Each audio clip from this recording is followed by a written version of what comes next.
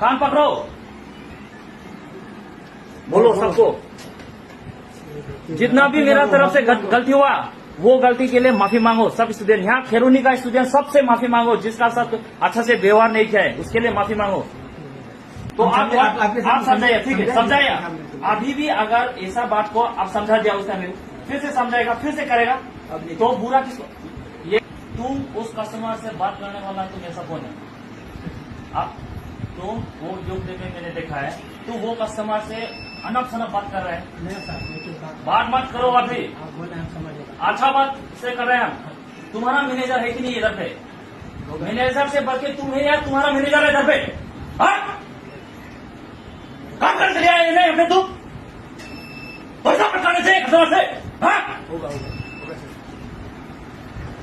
सच में बोल रहे क्या बोल रहे हैं यहाँ पे, बोलो।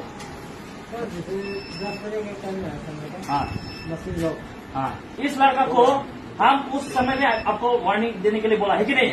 बोला कि नहीं बोला आपको? देखिए ये एक यहाँ आपका लोकल लोग का कंप्लेंट मिला है मुझे। कोई चौहान है, कोई साबू है, हर स्टूडेंट को ये अच्छा तरीका से बात नहीं करता है। ये भी बहुत कंप्लेंट मिला है। और तुम्हारा मैनेजर है तो तुम मैनेजर से बढ़कर क्यों बात करते हैं कस्टमर से? वो मुझे मत दिखाओ, वो मुझे तुम्हारा है ना ये मत दो। तुम्हारा सब वादा वीडियो क्लिप में उठाया हुआ है, ठीक है?